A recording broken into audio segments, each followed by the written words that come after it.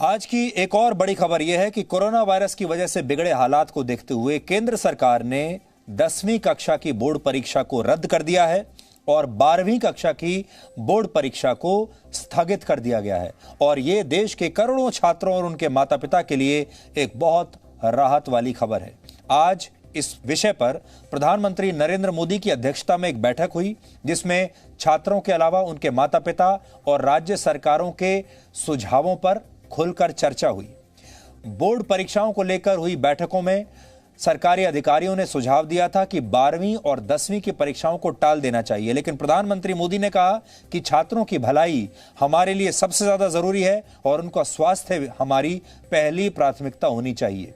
हम उनके स्वास्थ्य का भी ख्याल रखेंगे और उनकी शिक्षा भी प्रभावित नहीं होने देंगे। प्रधानमंत्री ने कहा कि ये छात्र पहले ही कोविड की वजह से बहुत नुकसान और परेशानियां झेल चुके हैं, इसलिए 10वीं क्लास की परीक्षाओं को रद्द कर देना चाहिए और 12वीं क्लास की परीक्षा को टाल देना चाहिए, जिससे बच्चों का साल भी बर्बाद ना हो। और इसके बाद ही ये फैसला लिया गया। प्रधानमंत्री ने आज इसमें हस्तक्षेप किया और फिर यह फैसला तुरंत ले लिया गया। सबसे पहले आप ये समझिए कि 10वीं कक्षा की बोर्ड की परीक्षा रद्द होने का क्या मतलब है। अगर आपके बच्चे 10वीं क्लास में पढ़ते हैं तो, क्योंकि बहुत सारे छात्र आज ये पूछ रहे हैं कि अगर वो परीक्षा ही नहीं देंगे तो फिर उनके अंक यानी मार्क्स कैसे तय होंगे और वो अगली कक्षा में जब जाएंगे तो कैसे जाएंगे।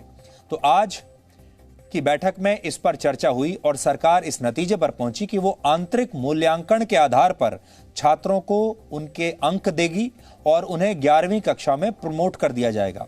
हालांकि किस आधार पर छात्रों का ये मूल्यांकन होगा, इस पर अभी फाइनल फैसला नहीं हुआ है। सरकार ने इसके लिए सीबीएसई को निर्देश दिए हैं और अब सीबीएसई बताएगा कि ये पूरी प्रक्रिया कैसे होगी कि आपका बच्चा जब 10वीं क्लास से 11वीं में जाएगा तो उसका आधार क्या होगा और जब उसने परीक्षा ही नहीं दी तो उसे किस आधार पर नंबर दिए जाएंगे, अंक दिए जाएंगे।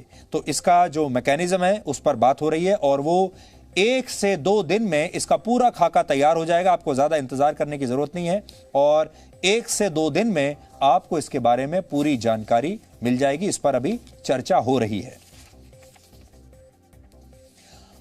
और छात्रों को प्रमोट करने के लिए एक जो दूसरा आधार होगा वो होगा इंटरनल एग्जाम्स। उसमें जो छात्रों को नंबर मिले हैं, यानी जो 10वीं क्लास में जो आंतरिक परीक्षाएं हुई हैं स्कूलों में जो हो चुकी हैं अब तक, तो जो आखिरी परीक्षा आपके बच्चों ने या छात्रों ने दी थी और जो स्कूलों की जो आंतरिक परीक्षाएं हुई हैं उनमें जो नंबर आए हैं उनके अंकों के आधार पर छात्रों को प्रमोट किया जा सकता है। यह भी एक मापदंड होगा। इसलिए आप ये चेक कर लीजिए कि आपने जो आखिरी परीक्षा दी थी वो परीक्षा आपकी कैसी थी, उसमें आपको कितने अंक मिले थे और आंतरिक परीक्षाओं का अगर हम एक औसत निकालें तो उसमें आपके कितने नंबर, कितने अंक बैठते हैं। ये एक बहुत महत्वपूर्ण रोल निभाएगा। एक और महत्वपूर्ण बात यह है कि अगर कोई छात्र सीबीएसई द्वारा बनाए गए इस फॉर्मूले से संतुष्ट नहीं होता और उसे ऐसा लगता है कि उसके साथ नाइंसाफी हुई है, तो ऐसी स्थिति में वो छात्र परीक्षा दे सकता है। वो परीक्षा देने के लिए योग्य होगा। यानी 10वीं कक्षा के छात्रों के लिए ये विकल्प उपलब्ध रहेगा कि वो आगे चलकर जब स्थितियां सामान्य हो जाएं तो वो परीक्षा भी दे पाएंगे। इसलिए इस बात को आप अच्छे से समझ लीजिए। या तो जो प्रक्रिया सरकार तय करेगी बच्चे को प्रमोट करने का, 11वीं क्लास में भेजने का, आप उसे स्वीकार कर लीजिए। तब आप बिना परीक्षा दिए ही आपका बच्चा या वो छात्र 11वीं कक्षा में प्रमोट हो जाएगा। लेकिन अगर आपको ऐसा लगता है कि आपके ज्यादा अंक आपको मिलने चाहिए थे, ज्यादा बेहतर ग्रेड मिलना चाहिए था और उतना आपको मिला नहीं, तो आपको इस बात की पूरी आजादी होगी कि आप आगे चलकर 10वीं क्लास की परीक्षा दे सकें और उस परीक्षा में जो आपको अंक मिलेंगे उसके आधार पर आपको प्रमोट अगली क्लास में कर दिया जाएगा और वही आपके डॉक्यूमेंट में और मार्कशीट में वही नंबर, वही अंक आपको दिखाए जाएंगे।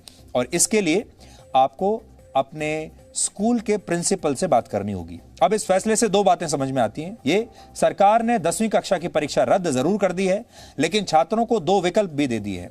पहले विकल्प यह है कि वो परीक्षा ना दें और सीबीएसई जिस आधार पर भी उन्हें जो भी मार्क्स दे उन्हें स्वीकार कर लें।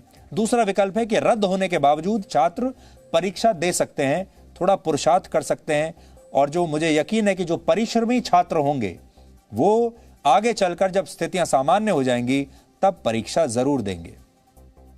यह विकल्प उन छात्रों के लिए बहुत महत्वपूर्ण होगा जिन्होंने पूरे साल इन परीक्षाओं के लिए बहुत मेहनत से तैयारी की है, जिन्हें उम्मीद है कि वो सभी विषयों में बहुत अच्छे अंक ला सकते हैं, डिस्टिंक्शन ला सकते हैं। यानी ऐसे होनहार छात्रों को सरकार के फैसले से मायूस होने की जरूरत नहीं है। वो चाहें तो अब भी परीक्षा दे सकते हैं और ये मिसाल देश के सामने पेश कर सकते हैं कि संकट के समय ही इम्तिहान दिए जाते हैं और उनमें भी अव्वल आया जा सकता है।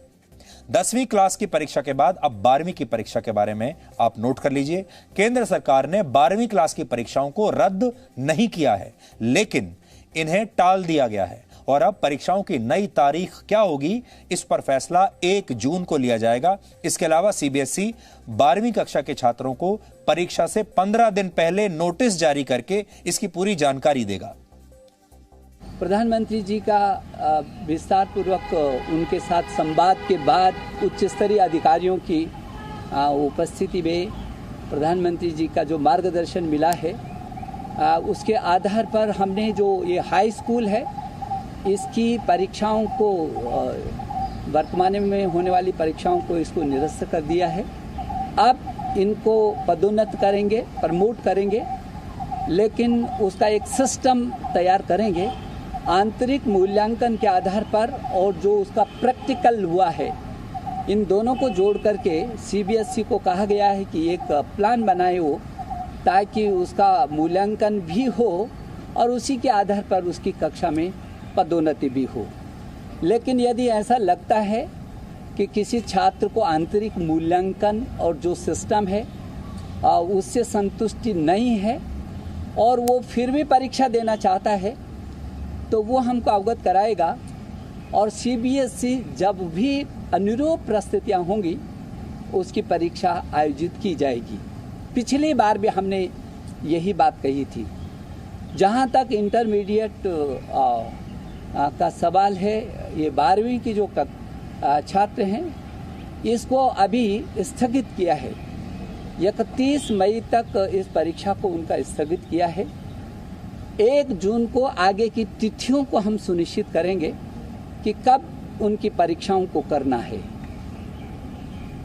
हमारी कोशिश है कि जब भी हम परीक्षाओं के लिए सीबीएसई तिथियों को सुनिश्चित करेगी तो 15 दिन का हम ज़रूर मौका छात्र छात्राओं को देंगे ताकि किसी प्रकार की उसमें भ्रम की स्थिति न बनी रहे। तो अभी की स्थिति भारत की यह है, पूरी दुनिया की यह है कि परीक्षा भी खुद परीक्षा की स्थिति से गुजर रही है। परीक्षाओं की भी अग्नि परीक्षा हो रही है। यहां हम आपको एक जरूरी बात यह भी बताते हैं कि भारत सरकार का फैसला केवल केंद्रीय बोर्ड की परीक्षाओं पर लागू होगा। स्टेट बोर्ड की 10वीं और 12वीं कक्षा की परीक्षाएं होंगी या नहीं, यह फैसला केंद्र सरकार के हाथ में नहीं है, यह फैसला राज्य सरकारों को लेना है। आज हिमाचल प्रदेश और राजस्थान के राज्य शिक्षा बोर्ड ने इन परीक्षाओं को रद्द कर दिया है, जबकि महाराष्ट्र, छत्तीसगढ़ और मध्य प्रदेश ने राज्य बोर्ड की परीक्षाओं को टाला है, रद्द नहीं किया है। लेकिन ऐसी खबरें हैं कि केंद्र सरकार के फैसले के बाद अब सभी राज्य 10वीं कक्षा की परीक्षाओं को रद्द कर सकते हैं और 12वीं क्लास की परीक्षा आने वाले महीनों में कराई जा सकती हैं। विलंब से ये परीक्षाएं हो सकती हैं। हमें खुशी है कि आज केंद्र सरकार ने यह फैसला किया है, क्योंकि हमने आपको पहले भी कहा था और आपको याद होगा 2-3 दिन पहले हमने जी न्यूज़ पर डीएनए में भी ये अपील की थी सरकार से कि या तो इन्हें रद्द कर दिया जाए या इन परीक्षाओं को कुछ समय के लिए टाल दिया जाए, क्योंकि बड़ी संख्या में देश में जो माँ बाप हैं और जो छात्र हैं वो हमें लिख रहे थे और वो कह रहे थे कि इन परीक्षाओं को टाल देना चाहिए। लेकिन परीक्षाएं तो टल गईं, अब हमारे देश में बोर्ड की परीक्षाएं नहीं हो रही हैं। इसी संदर्भ में आज हम एक सवाल पूछना चाहते हैं कि जब देश में परीक्षाएं रद्द की जा रही हैं, देश में बड़ी बड़ी पाबंदियां लगाई जा रही हैं, देश में नाइट कर्फ्यूज लगाए जा रहे हैं, धारा 144 लगाई जा रही हैं, कई जगहों पर लॉकडाउन लगाए जा रहे हैं और लोगों से कहा जा रहा है कि बेकार में बाहर मत निकलिए, तो ऐसे में हमारे देश में राजनीतिक रैलियां कैसे हो रही हैं, क्यों हो रही हैं? इन राजनीतिक रैलियों पर प्रतिबंध क्यों नहीं लग रहा है? जैसे परीक्षाएं रद्द हुई वैसे रैलियां रद्द क्यों नहीं हो रही हैं? हमारे देश में धार्मिक आयोजन क्यों हो रहे हैं और कैसे हो रहे हैं? ये धार्मिक आयोजन रद्द क्यों नहीं हो रहे? अगर बच्चों की परीक्षाएं रद्द हो सकती हैं तो फिर ये धार्मिक आयोजन भी रद्द हो सकते हैं। और सब कुछ बंद पड़ा है लेकिन आईपीएल चालू है, आईपीएल हो रहा है। तो ये 3 तस्वीरें आज हम आपको दिखाना चाहते हैं। ये 3 तस्वीरें नहीं हैं, ये 3 सवाल हैं। और वो 3 सवाल ये हैं कि राजनीतिक रैलियां कैसे हो रही हैं, धार्मिक आयोजन कैसे अभी भी हो रहे हैं, और आईपीएल कैसे अभी भी हो रहा है। और आम आदमी से ये उम्मीद की जा रही है, छात्रों से ये उम्मीद की जा रही है कि वो ना तो परीक्षाएं दें, ना वो बाहर निकलें, वो अपने घरों में रहें और बेकार अपना काम धाम छोड़कर अपने घर में बैठें, अगर उन्हें जीवित रहना है, कोरोना वायरस से बचना है तो। इस सवाल के साथ आज हम आपको छोड़कर जा रहे हैं। Presenting B News app, available on Google Play and App Store. Download it now.